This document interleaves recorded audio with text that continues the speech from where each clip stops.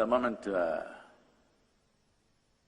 we are born as human beings, life has become very complicated.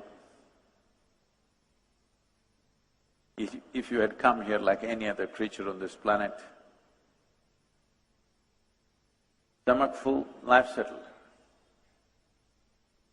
Once you come here as a human being, stomach empty, only one problem.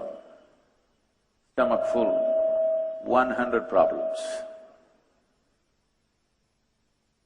Because what you call as human is not going to be settled by fulfilling your survival needs. If you had come like any other creature, survival would fulfill your life. Eating, sleeping, reproducing, dying one day would be a complete process. Once you come as a human being, all these things you have to do, but only when survival is in question, it means something to you. Once it is there, it means nothing to you. Because what is human kicks in only after your survival is taken care of. So, what is this whole thing? In the evolutionary process, we are supposed to be on the top of the pile on this planet. If you look at this topmost creature on this planet, also the most miserable creature on the planet. Every other creature, if their survival requirements are taken care of, they're just quite okay. Maybe they're not ecstatic, but at least peaceful. But today you see, human beings, even the so-called spiritual leaders unfortunately, are saying peace is the highest goal in your life. Just now somebody asked me, how to attain ultimate peace? Spiritual leaders are going about teaching, peace of mind is your goal. Such people will only rest in peace. It'll only happen when they're dead. Till then it won't happen. Peace is not an ultimate goal of your life. If you want to enjoy your lunch today, you must at least be peaceful, isn't it? Hello? Are we in talking terms? Are we in talking terms or is there a problem? Is it true, if you want to enjoy your lunch, if not joyful, at least you must be peaceful? If you want to enjoy the people in your home, if you want to enjoy the people at work, if you want to enjoy the process of work, at least you must be peaceful, isn't it? So is this the ultimate goal of your life or is this the most basic requirement in your life? It is the most basic requirement. Now this basic requirement has become impossible for a whole lot of people because most people are in a constant state of mental diarrhea. Yes. They think it's intellectual. There's nothing intellectual about it. You lost control over the faculties of your mind. Yes or no? Is there something intellectual about always buzzing with thoughts? No. You just lost control over the fundamental faculties of your mind. And you think it's intellectual because there are a whole lot of people around you in the same condition. Now, whether it's your body or your mind, if I want to use this hand, it moves, otherwise it sits down here. This is a useful hand. Suppose my hand is jumping around all the time, would look ridiculous or no? You must talk to me. Those of you in the darkness, I don't know, they've set the right kind of lighting for you, I am being blasted. That's good. They've set the right kind of lighting for you to doze off. I don't even know what they say. Oh, that's nice. Somebody's very responsive out there.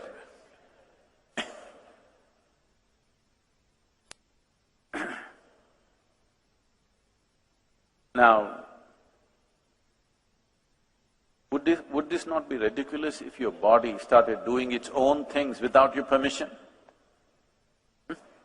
Yes. Is it not equally ridiculous that your mind is doing things without your permission? Your only comfort is others cannot see you, but now you're lit up. Sitting in the darkness of your mind, you think others cannot see it. No, if they pay enough attention, they can see it. Yes? So, if we want to live a sensible life, forget about a spiritual life, forget about some phenomenal life. If we want to live a sensible life, at least being peaceful and joyful is a basic requirement, isn't it? To just live sensibly, I'm saying, not to live some phenomenal life. But that is not happening to over 90% of the humanity because we've taken wrong steps. And we think we can fix it by fixing the whole world. Today, whatever we are doing, there are many ways to look at this, but one aspect of everything that you're doing is in pursuit of your happiness, isn't it so? See, first we must decide here, who is the yogi, all right?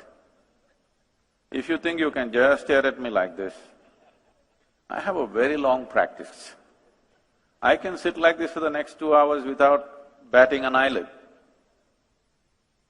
Hello? We're talking, all right?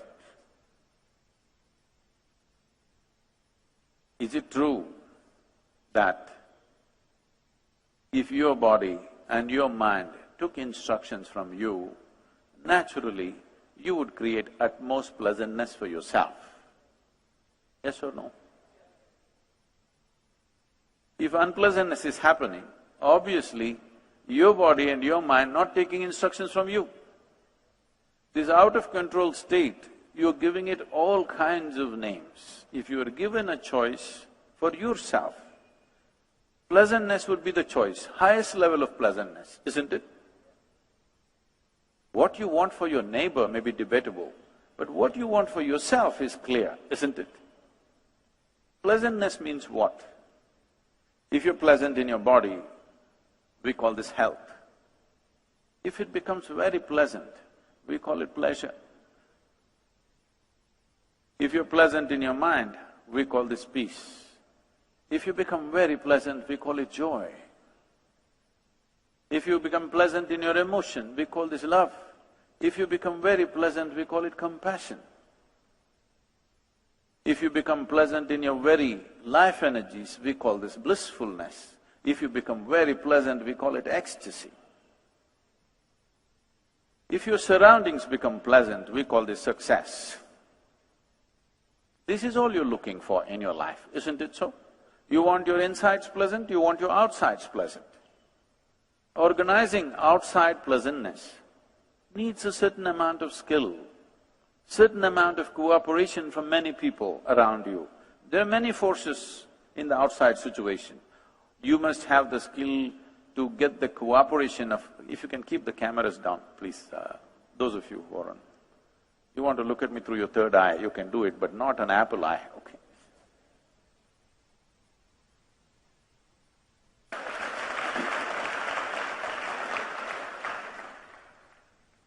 To create external pleasantness, it's a certain level of skill. People may not cooperate, situations may not cooperate, many forces in the nature may not cooperate sometimes. But to create inner pleasantness, there is only one ingredient, you. Only one inside of you? I'm asking you. Only one? Nobody else? No, because there's a whole lot of spiritual jargon happening, my ahankara, my atma, my paramatma, everything inside. See, if there are more than one person inside this body of yours, either you're schizophrenic or you're possessed. You either need a psychiatrist or an exorcist. So I hope it's not the case. Just you, right? Just you means easy. If you are willing, nobody can mess with this. Yes or no? You want to create pleasantness in your home, your family must cooperate. They never cooperate 100%. Yes or no? They cooperate, but never 100%. Have you found one person in your life, your husband, your wife, your parents, your children, your friends, your partners, anybody, have you found one person in your life who is 100% the way you want them? No, not even your dog. Huh? Because these days they do their own thing, you know. Not one person in the world happens 100% the way you want them. But that is not the problem. Is there a problem with audio? Hello? Is audio not clear to you? Then what?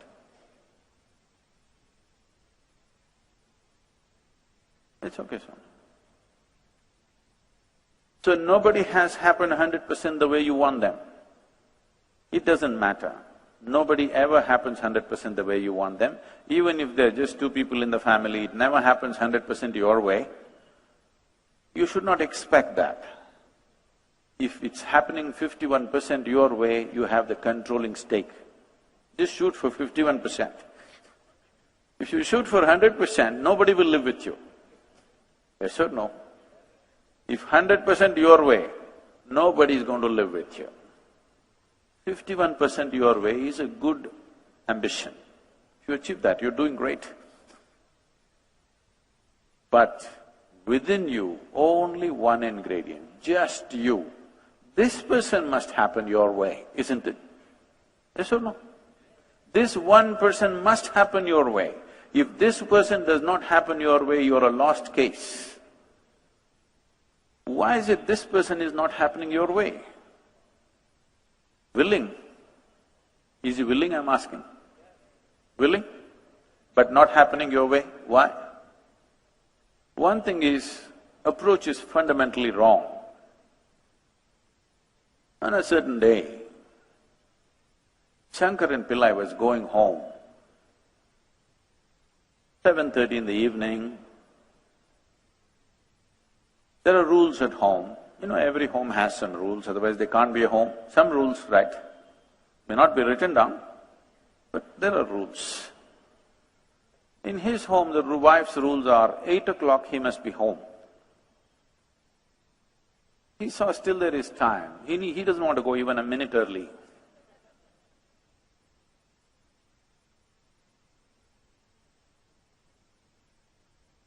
So he thought there is still time. So he walked into a local bar, thinking he'll just have a quick drink and then go home.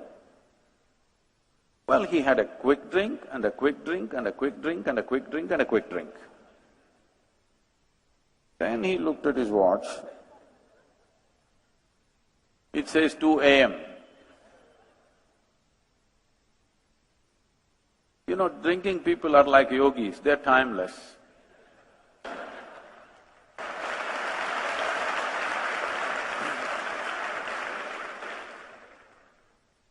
I see there's a lot of appreciation.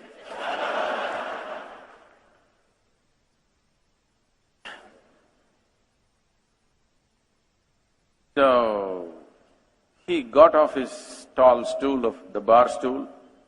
It's an unfair world. It's a completely unfair world. You expect a man to walk on a round planet and the damn thing is spinning, you're supposed to walk on that.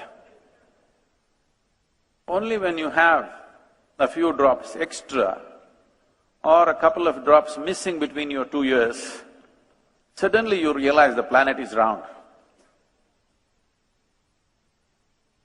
With great difficulty, he was trying to find his way back home.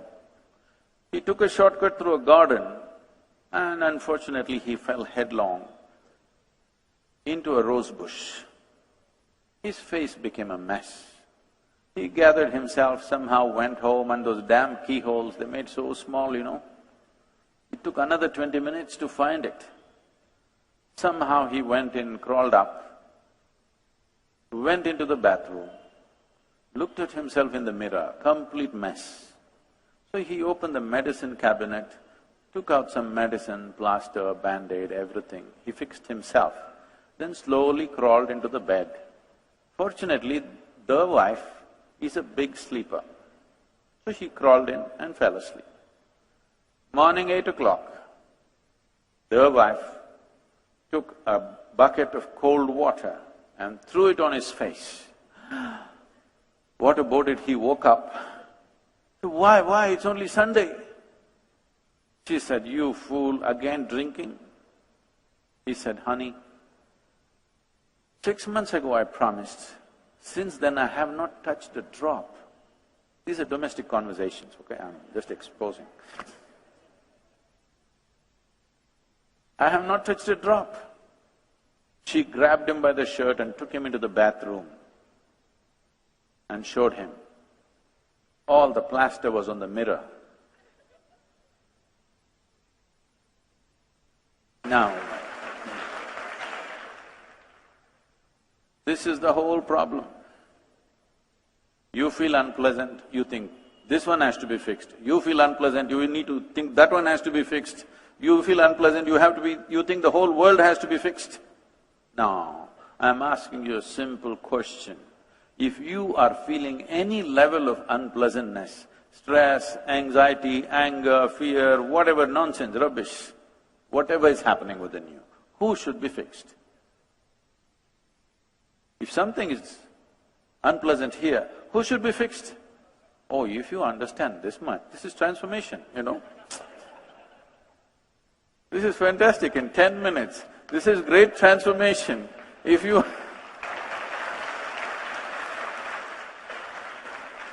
understand this much, this needs to be fixed, not something else, the world will change. Right now, everything that we are doing on this planet is in pursuit of human well-being. In the last 150 years, with the aid of modern science and technology, we have done too much external engineering, too much, which has rendered us into a certain level of comfort and convenience. We have comforts and convenience no other generation could even imagine, isn't it? Yes or no? The level of comfort and convenience in which you and me right now existing here, no other generation could ever even imagine. We are the most comfortable generation ever. Do you agree with me? Physically. But can we claim we are the most peaceful generation, or joyful generation, or loving generation, or ecstatic generation? No. In many ways, we are becoming the most neurotic generation. We are complaining about everything and anything like never before. Yes? We are complaining about everything like never before in the world, though we are the most comfortable. Definitely, materially you're living better than your father and your grandfather, aren't you? Yes or no? Unless your grandfather happened to be the Maharaja. Unless that, otherwise all of you are. In fact, what royalty could not afford 100 years ago, today an average citizen has, isn't it so? All of you driving chariots with 100, 200 horses.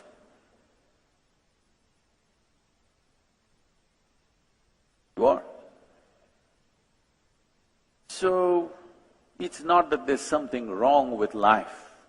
It is just that fundamental faculties of life are not taken charge of. This is an evolutionary problem in a certain way. See, between you and a chimpanzee, the DNA difference is only 1.23%. 1.23% is not much of a difference, isn't it?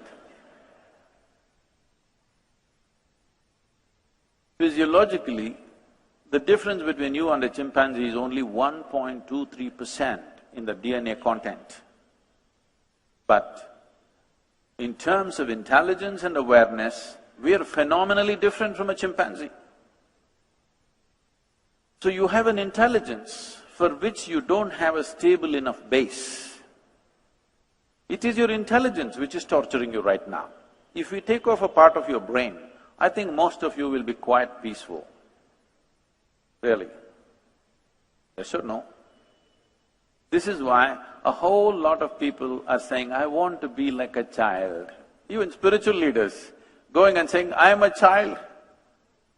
See, suppose you are stuck Let's say your body or your mind stayed at the age of 6. You're a child. Is it a great state to be, I'm asking? You may think you're spiritual, I will call you retarded. Yes or no? You want to be a 6-year-old child, I'm asking you? Because almost every adult is saying, child, being a child is beautiful. Because they've forgotten what it means to be a child. Child means when somebody says, wake up, you have to wake up. Somebody says, go to sleep, you have to go to sleep. Go to school, get back, eat all the damn things that you don't like. When you were a child, you desperately wanted to grow up as quickly as possible, isn't it? Now you want to become a child because you messed up your adulthood. Whoever messes up this wants to be somewhere else. A whole lot of people say, no, I'm not interested in all this, I want to go to heaven. Why? Because the advertisements always said, heaven is a very pleasant place. If we had told you from your childhood, God lives in heaven, but it's a horrendous place, do you want to go there? Please tell me sincerely. No, we'll pray from here only. We don't want to go there. Because they've advertised that it's a very pleasant place, lot of people who made a hell out of themselves here want to go somewhere else. Those who want to go to heaven must go, isn't it? They won't go, that's the problem. If those who want to go to heaven go, those who want to be here can create a heaven here. Now, those who have made a hell out of themselves, they don't go.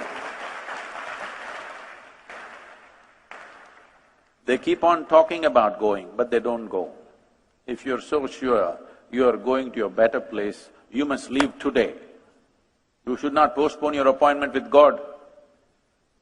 I'm asking you, if you have an appointment, forget about God, if you have an appointment with the local minister or prime minister, somebody, you would like to jump the queue and get there quickly, isn't it? Even a cinema ticket, if you're standing in the queue, you would like to jump and get there quickly, isn't it so?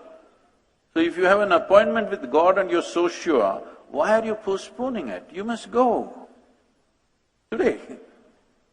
Okay, I'm saying, your mind is full of all kinds of rubbish picked up from here and there. Just now we were talking just outside, but somebody said something 5,000 years ago, somebody said something 3,000 years ago. With greatest respect to all of them, do you believe that 1,000 years ago, people were way smarter than what you and me are today? Do you believe so? Huh? I'm asking you. If you believe so, it's unfortunate because life seems to be evolving. But some people are not. Some people seem to be, those who want to be children now, after they've grown up, they're retarding consciously. They're trying to somehow wrap themselves in a situation where they will not grow. So essentially, it's your own intelligence turning against you. If you had come like an earthworm or a grasshopper or a bird or a tree, you would be quite fine. Because you have entrusted with such a huge intelligence, this has become your problem, isn't it? You know, last year, in the month of August, we were trekking in Tibet. I'm in a tent. So, another person is cutting an apple, and there's one more person. You know, one of those new porcelain knives which are supposed to be very sharp. So this person is cutting an apple and the other person says, it's a very sharp knife, be careful. It irritates me. A knife is supposed to be sharp, otherwise why will I call it a knife? Something is blunt, I don't call it a knife. It's supposed to be sharp. And this is… if it's a child, yes, I would also say, or I would go and take away the knife, that's different. This is a full-grown man. I looked at it, he's not handling a satellite or a earth mover or something. It's just a knife. Well, I continued with my work. Another 2 minutes later, she says again, it's a very sharp knife, be careful. I said, come on, he's a full-grown man, leave him alone. He should know how to handle a knife by now. No, Sadhguru, it's a very sharp knife.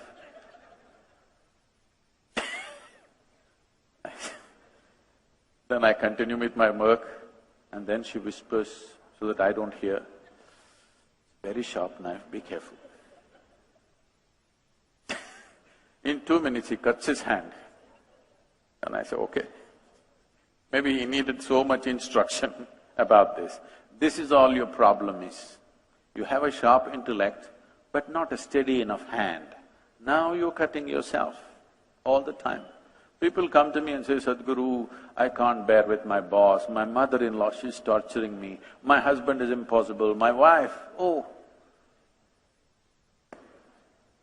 So I tell them, don't worry, you come here, your boss, your mother-in-law, your husband, your wife, nobody will enter this ashram.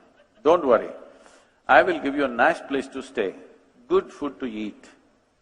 Don't have to do anything, no work, nothing, just stay in your room. Whenever I come and check, you must be joyful. That's the only condition. If you're miserable, I don't believe in feeding misery. If you're joyful, for the rest of your life we'll bow down and take care of you. Oh, you leave them for 24 hours in one place.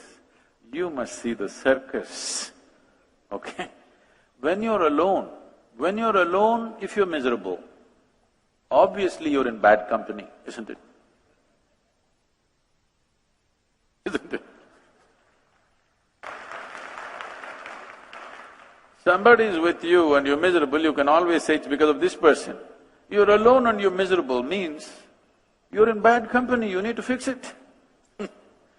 You must understand this much. If you understand this much, then it's very simple. You would look inward. Looking inward is not contemplation. Looking inward is not dissection, because what you call as my body and what you call as my mind are accumulations that you picked up from outside. Your body is just the food that you've eaten, isn't it so? Hello? Your body is just a heap of food, isn't it? Not a pleasant way to describe you, but it's a heap of food or it's a piece of this planet. Yes or no? Just a small piece of this planet that you picked up and walking around. If you don't understand this now, countless number of people who walked upon this planet before you and me, they were also smart people. Where are they? All topsoil, isn't it?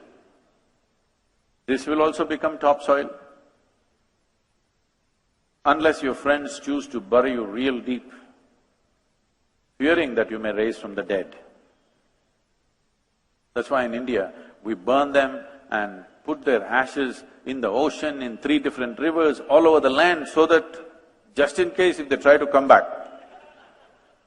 it never happened. They're making sure. This country is very wise in that way. Now, this is just a piece of planet that you picked up, isn't it so? You accumulated this. What you accumulate can be yours, can never be you, isn't it so? Similarly, what you call as my mind, the whole content of your mind also is an accumulation of impressions. This is accumulation of food, this is accumulation of impressions. What you accumulate, you can claim that it is mine, but it can never ever be you. Do you understand this? Right now as I'm speaking, I will pick up this vessel and say, this is my vessel. You will think, oh, Sadhguru's got some problem. But let's listen, because everybody says he's wise, let's listen some more.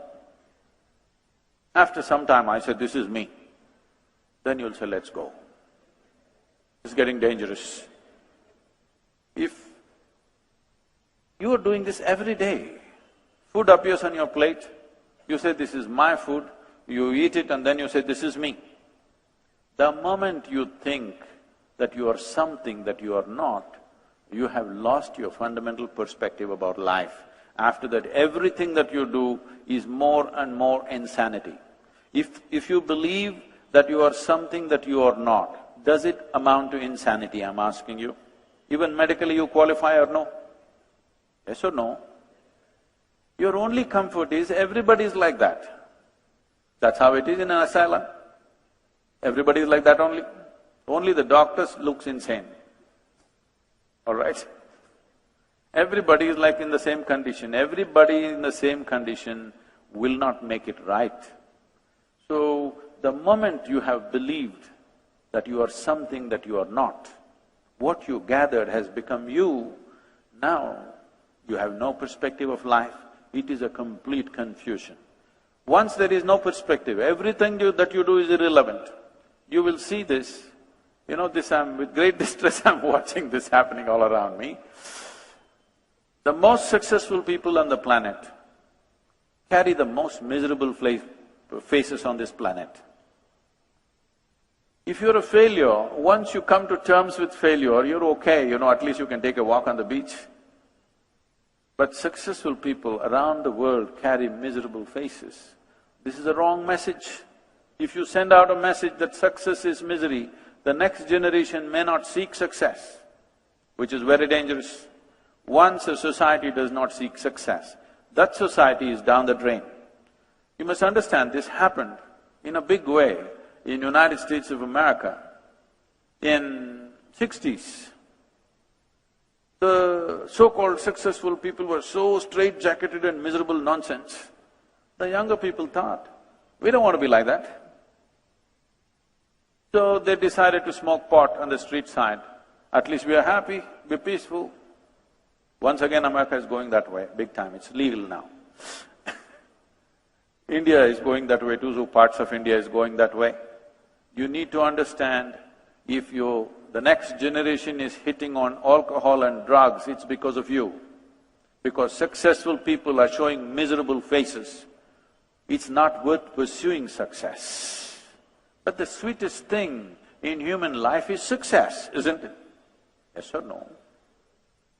It doesn't matter whether it's a small thing that you're doing or a big thing that you're doing. You want those little act and the big act to be successful, yes or no? Whether you're building a nation or you're hitting a ball, you want it to be successful, isn't it? Because success is the sweetest thing. But now, if you send this, as a generation, if you send this message, success is misery, which is what is happening right now, because every successful person says he is stressed out. Then why be successful if you can't enjoy it? Your only joy is you're better than somebody else, that's sickness. That is not joy.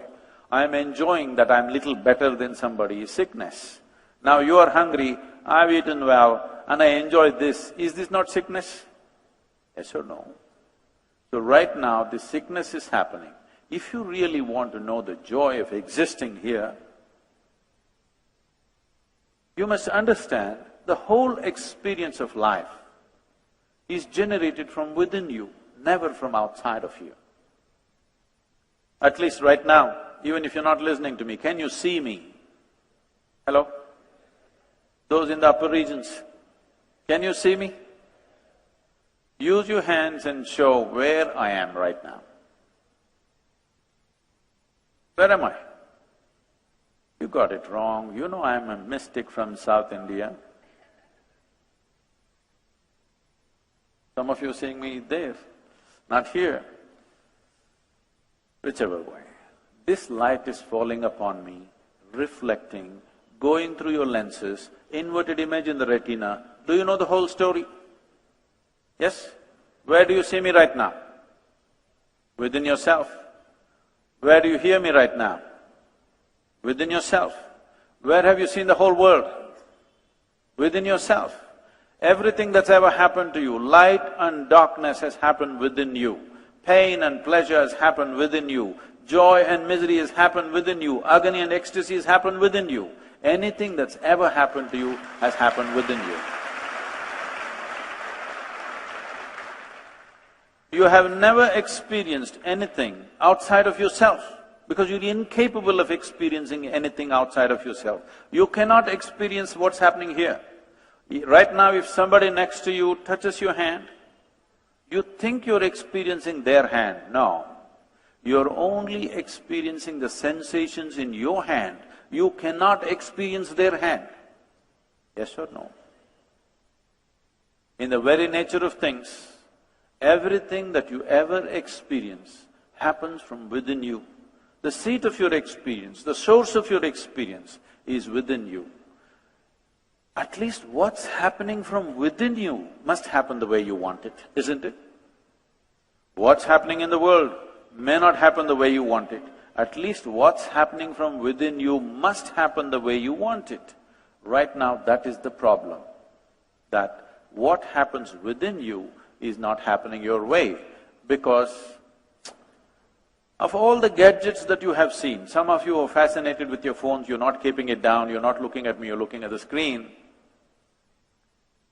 All the gadgets that you have on the planet, is this human mechanism the most sophisticated gadget on the planet? What do the young people say? Hello? This human mechanism, is this the most sophisticated gadget on the planet? You're too engrossed in the iPhone and missing the eye. This is the gadget, isn't it? I'm asking you, have you read the user's manual? Have you read the user's manual? Just bumming around with life. Somehow it works. Once in a way. I know when I got married, I was so happy. Don't tell me about that day, tell me about the next 25 years.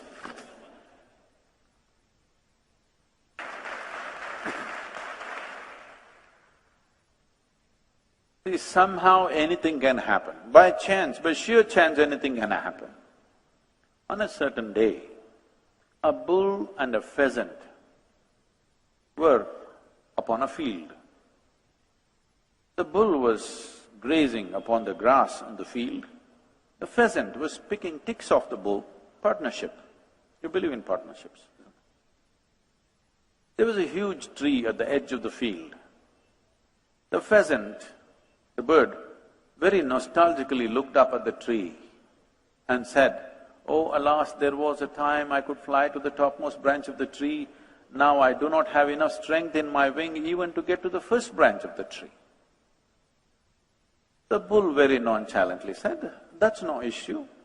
Eat a little bit of my dung every day. Within a fortnight, you will get to the topmost branch of the tree." The pheasant said, "Come on, what kind of rubbish is that?" The bull said, "Really, try and see, the whole humanity is on it." Very hesitantly, he started pecking at the dung, and lo, on the very first day he reached the first branch of the tree. Within a fortnight, he reached the topmost branch of the tree. Just sitting on the topmost branch of the tree, beginning to enjoy the scenery, the old farmer who was rocking on his rocking chair saw a fat old pheasant on top of a tree, pulled out his shotgun and shot the bird off the tree. The moral of the story is, many times even bullshit can get you to the top, but it never lets you stay there.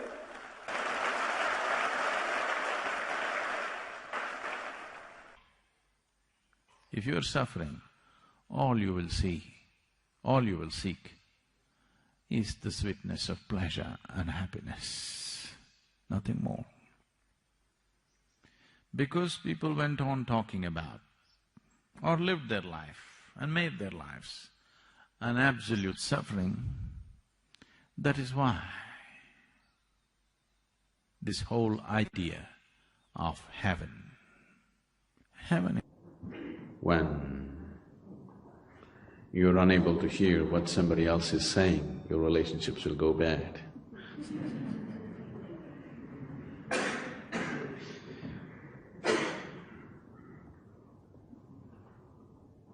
In many ways,